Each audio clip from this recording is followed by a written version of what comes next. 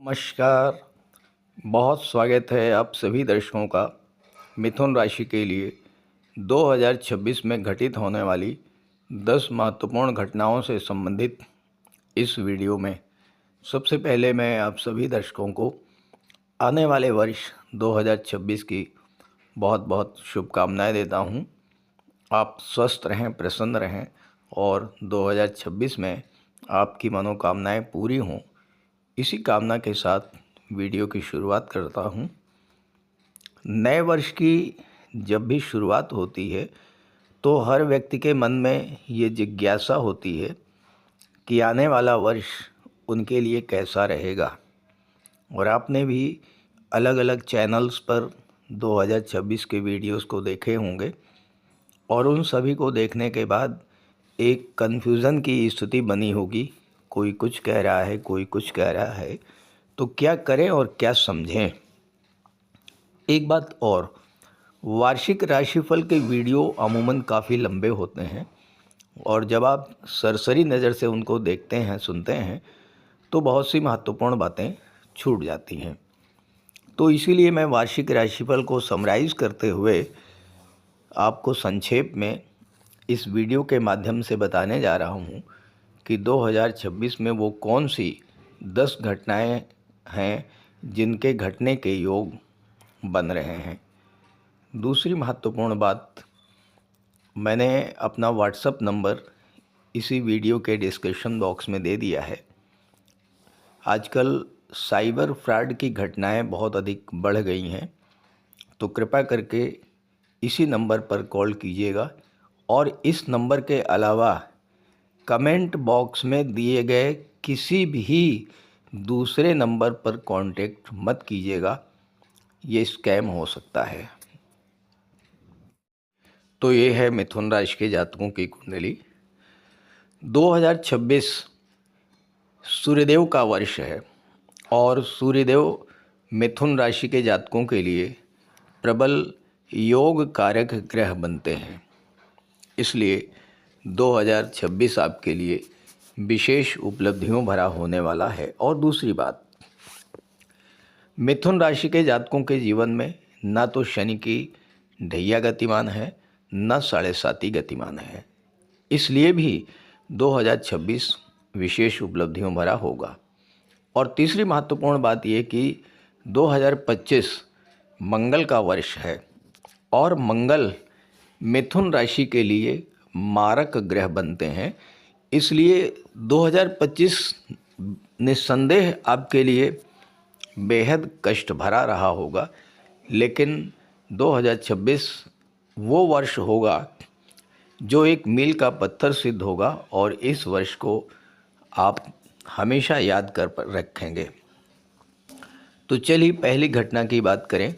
पहली घटना की शुरुआत तो 7 दिसंबर से ही हो चुकी है और 7 दिसंबर से 16 जनवरी तक ये घटना घटित होगी। ज्योतिष शास्त्र का सिद्धांत है कि जब भी कुंडली में गुरु मंगल का दृष्टि संबंध बनता है तो extra source of income generate होते हैं। 7 दिसंबर से 16 जनवरी के बीच मंगल होंगे 7वें भाव में और देवगुरु आपके लग्न में गोचर करेंगे। गुरु मंगल का समसप्तक दृष्टि संबंध बनेगा। तो इस समय अगर आप प्रयास करेंगे तो आय के एक से अधिक साधन जनरेट हो सकते हैं, एक्स्ट्रा सोर्स ऑफ इनकम बन सकते हैं। अब ये सोर्स ऑफ इनकम कहाँ से बनेंगे? देखिए, मंगल आपकी कुंडली में लाभ के स्वामी हैं। देवगुरु जो हैं ये दशम भाव के स्वामी हैं। लाभ के स्वामी और कैरियर के स्वामी जब एक दूसरे पर दृष्टिपात करेंगे तो आपको extra source of income generate होंगे। मंगल 6ठे भाव के भी स्वामी हैं। अब यहाँ पर हो सकता है कि आप नौकरी की तलाश में हैं, नौकरी मिल जाए, वहाँ से आपके सोर्स ऑफ इनकम जनरेट हो जाए।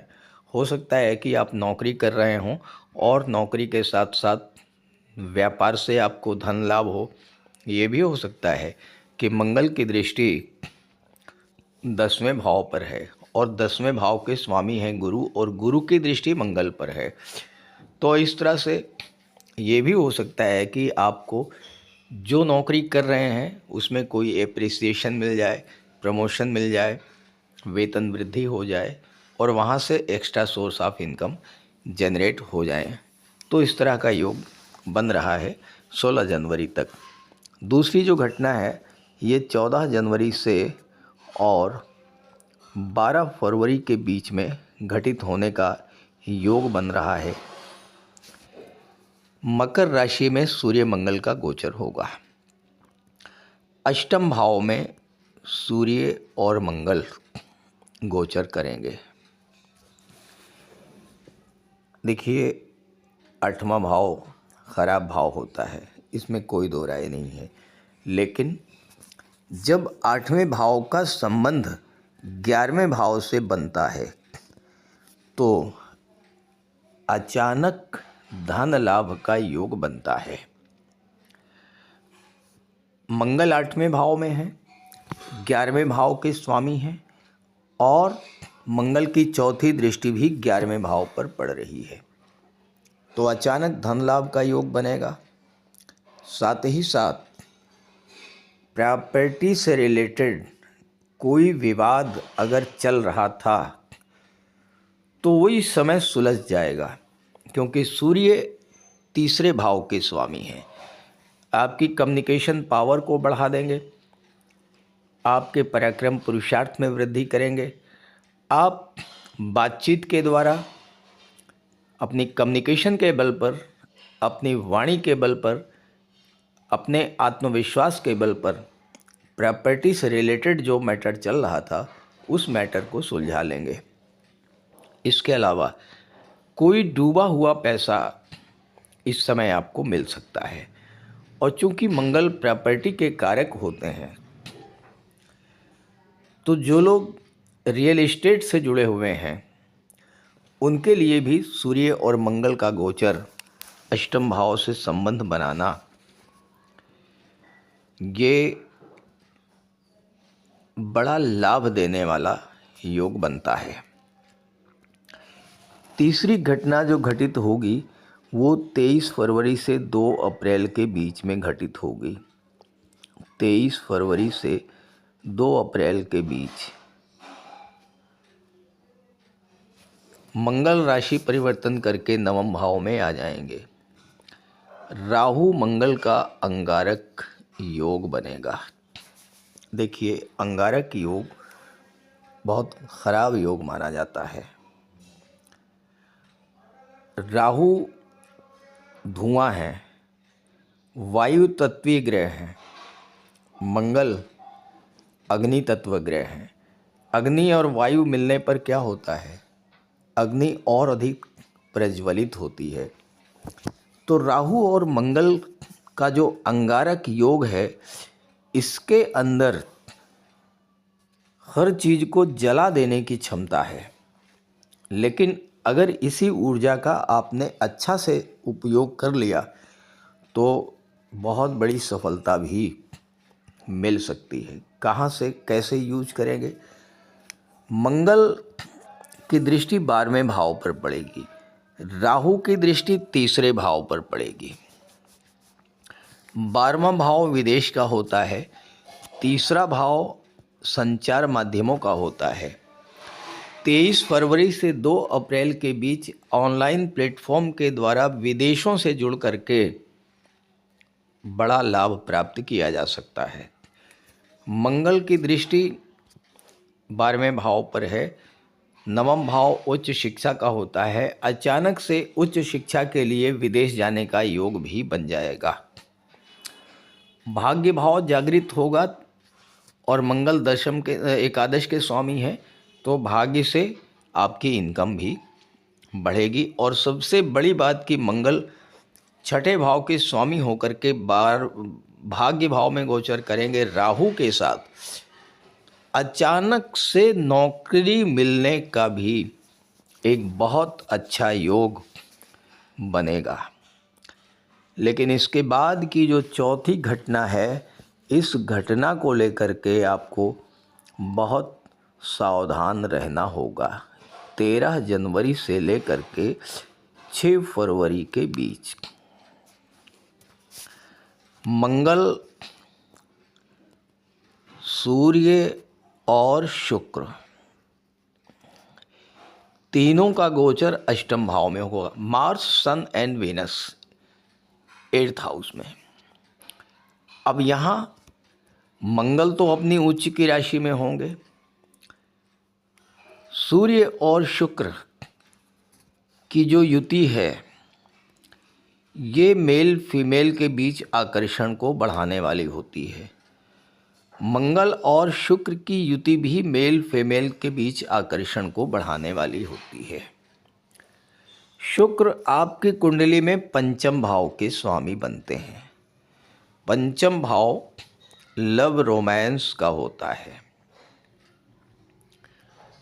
मंगल 11th के स्वामी हैं जो कि आपके फ्रेंड सर्किल को दर्शाता है। अब यहाँ पर मंगल, सूर्य और शुक्र का त्रिग्रही योग बनना ये मेल फीमेल के बीच आकर्षण अत्यंत तीव्र करने वाला होगा। तो इसका क्या प्रभाव पड़ेगा? जो अविवाहित हैं और रिलेशन में हैं उनके बीच रिलेशन बहुत ही ज़्यादा गहरा होगा। एक दूसरे के प्रति तीव्र आकर्षण महसूस करेंगे और अपने रिलेशंस को वो मैरिज के द्वार तक ले जा सकते हैं। लेकिन जो विवाहित हैं उन्हें इस गोचर काल में बहुत अधिक संयमित रहना पड़ेगा, अन्यथा किसी रिलेशन के कारण दाम्पत्य जीवन में बहुत अधिक कड़वाहट घुल सकती है। पांचवा जो घटना है वो है सूर्यदेव से संबंधित और छात्रों से इसका विशेष संबंध बनता है। 16 नवंबर से 16 दिसंबर 16/11 से लेकर के और 16 दिसंबर तक सूर्यदेव वृश्चिक राशि में गोचर करेंगे। छठे भाव में सूर्य का गोचर करना सरकारी नौकरी की तरफ संकेत देता है और जो जातक गवर्नमेंट जॉब की तैयारी कर रहे हैं उनके लिए सूर्य का ये गोचर विशेष लाभ देने वाला होगा। सूर्य पंचम के तीसरे भाव के स्वामी होकर के छठे में जब गोचर करेंगे, चूँकि तीसरा भाव टूर एंड ट्रेवल्स को दर्शाता है, तो इस समय ऐसी जगह भी आपको जॉब मिल सकती है जिसमें आपको यात्राएं ज़्यादा करनी पड़े या जहां पर आपके ट्रांसफ़र्स ज़्यादा हों। और सूर्य की दृष्टि 12वें भाव पर पड़ेगी तो किसी विदेशी कंपनी, किसी मल्टीनेशनल कंपनी में भी आपको जॉब मिलने का योग बनेगा। छठवीं जो घटना है ये 19 अप्रैल से लेकर के और 14 मई के बीच में घटित होने का योग बन रहा है। 19 अप्रैल से 14 मई 2026 के बीच में धन के कारक दैत्य गुरु शुक्र वृषभ राशि में होंगे, 12वें भाव में, अपनी ही राशि में। 12वें भाव का स्वामी जब 12वें भाव में गोचर करेगा तो विपरीत राजयोग बनाएगा। दूसरी बात, 12वें भाव में शुक्र अति विशिष्ट कारक होते हैं और आपकी राशि के स्वामी बुध के मित्र हैं। तो शुक्र का ये गोचर आपके घर में सुख सुविधाओं को बढ़ाने वाला होगा, धन के भंडार को भरने वाला होगा। हालांकि 12वें भाव में शुक्र आपके खर्चे बढ़ाएंगे, लेकिन खर्चे कहाँ पर होंगे? खर्चे होंगे सुख सुविधा के साधनों पर। महिलाएं ऑर्नामेंट, ज्वेलरी, आभूषण, इन चीज़ों पर धन खर्च कर सकती हैं या घर में कोई सुख सुविधा का सामान आ सकता है। विदेशों से धन प्राप्ति का बहुत अच्छा योग इस समय बनेगा। और चूँकि शुक्र पंचम के भी स्वामी हैं, पंचम भाव आपकी क्रिएटिविटी को दर्शाता है। जो लोग कला के क्षेत्रों से जुड़े हुए हैं, संगीत, नृत्य, अभिनय, गायन, वादन, काव्य, इन सब क्षेत्रों से जो जुड़े हैं, उनको विदेश जाकर अपनी कला के प्रदर्शन का भी एक बहुत अच्छा योग बनेगा इस समय। सातवीं घटना जो है ये 11 मई से लेकर के और 21 जून के बीच में घटित होने का योग बन रहा है। 11 मई से 21 जून के बीच मंगल जो हैं ये मेष राशि में होंगे, अपनी ही राशि में गोचर करेंगे और छठे भाव के स्वामी होकर के 11वें भाव में जब मंगल गोचर करते हैं और वो भी अपनी ही राशि में अगर गोचर करें तो मंगल के बारे में कहा गया है लाभे प्रभूत धनवान, यानी मंगल इतना धन प्रदान करते हैं कि उस धन के आगे आपके विरोधी भी परास्त हो जाते हैं। तो मंगल छठे भाव के स्वामी हैं, आपके विरोधियों को तो परास्त करेंगे ही, किसी तरह का कोई कर्ज है उससे बाहर निकलने का भी मार्ग प्रशस्त करेंगे, क्योंकि मंगल की दृष्टि पड़ेगी धन के भाव पर। और 2 जून को गुरु भी आ जाएंगे धन भाव में, यहाँ पर मंगल की दृष्टि गुरु पर पड़ेगी, तो आर्थिक दृष्टि को मजबूत करने वाला होगा मंगल का ये गोचर 21 मई से 11 मई से 21 जून के दौरान। और अगर आपने प्रयास किया तो बड़ी सफलता भी आपको इस समय मिल सकती है। अगली घटना है 16 नवंबर से लेकर के और 16 दिसंबर के बीच में घटित होगी। इसमें क्या होगा, सूर्यदेव वृश्चिक राशि में होंगे और मंगल होंगे सिंह राशि में। सूर्यदेव वृश्चिक में, मंगल सिंह राशि में, तो मंगल और सूर्य का परिवर्तन योग बनेगा।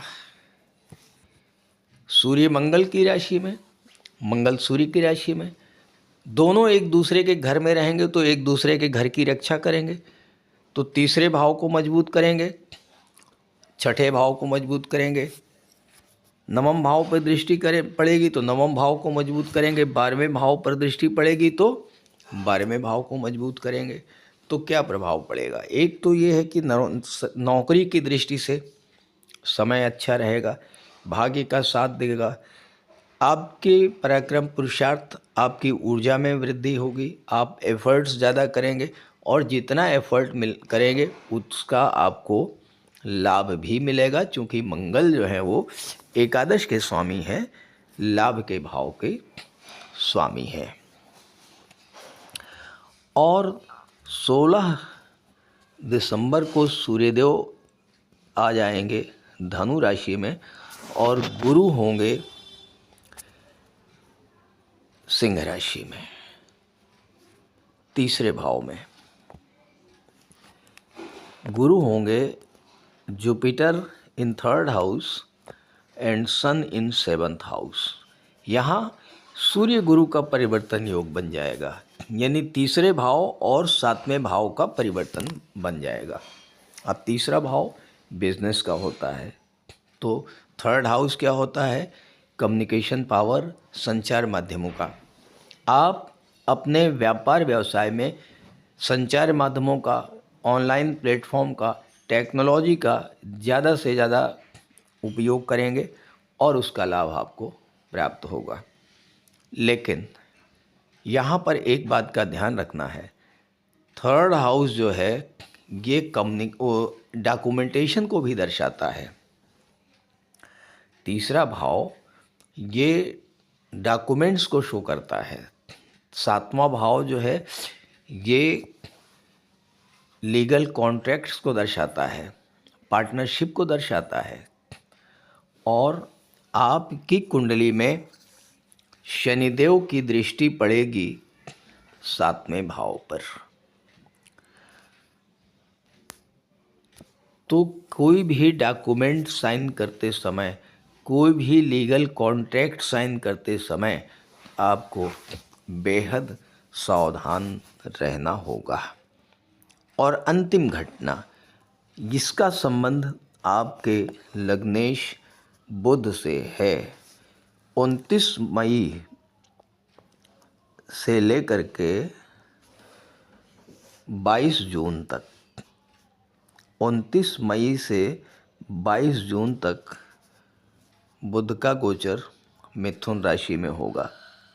मरकरी आपके लग्न भाव में रहेंगे और 7 सितंबर से लेकर के और 26 सितंबर तक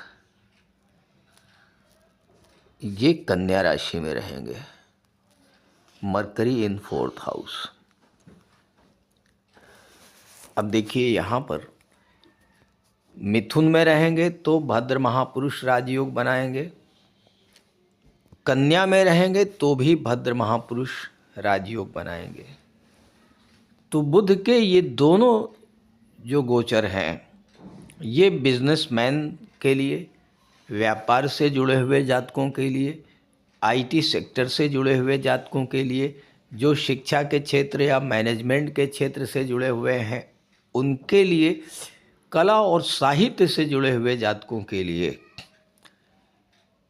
अत्यंत शुभ रहेगा। क्योंकि बुध जो भद्र राजयोग बना देते हैं, तो भद्र राजयोग का प्रभाव क्या होता है?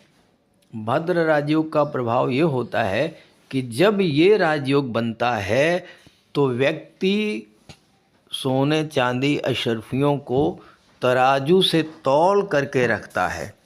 कहने का अर्थ क्या है कि ये राजयोग व्यापार से, आपके स्वयं के काम कारोबार से बहुत अधिक धन प्रदायक योग बनता है। और अंतिम घटना का संबंध शुक्र से है। शुक्र आपके लिए प्रबल योग कारक हैं, धन के कारक हैं, सुख सुविधाओं के कारक हैं। और 2 सितंबर को तुला राशि में जाएंगे, यहाँ पर वक्री हो जाएंगे। 3 अक्टूबर को वक्री अवस्था में 6 नवंबर को कन्या में चले जाएंगे और फिर मार्गी होंगे और इसके बाद 22 नवंबर को पुनः तुला राशि में आ जाएंगे। शुक्र का गोचर 4थे भाव में और 5वें भाव में, दोनों ही भाव में अत्यंत श्रेष्ठ फल देने वाला होगा। क्योंकि शुक्र 4थे में रहेंगे, 4थे में दिग्बली होते हैं, मित्र की राशि में हैं, तो आपके घर में सुख सुविधाओं की बाढ़ ला देंगे। घर में सुख शांति का माहौल रहेगा और घर में कोई धार्मिक या मांगलिक आयोजन भी हो सकता है। और जब शुक्र पंचम में आएंगे तो यहाँ पर आपके लव रिलेशंस को स्ट्रॉन्ग करेंगे।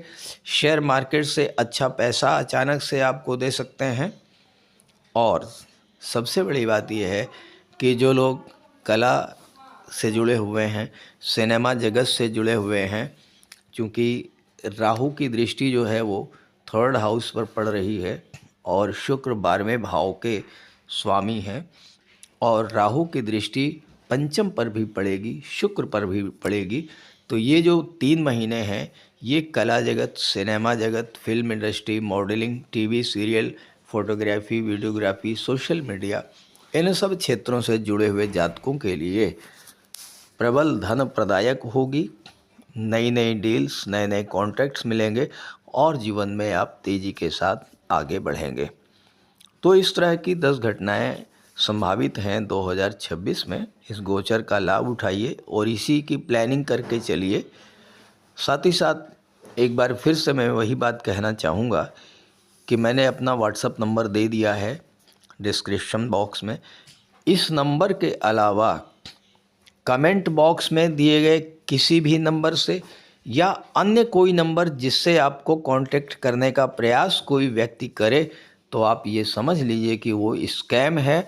भूल करके भी उस पर कांटेक्ट मत कीजिएगा, रिप्लाई मत कीजिएगा, क्योंकि साइबर फ्रॉड की घटनाएं बहुत बढ़ती जा रही हैं। नमस्कार।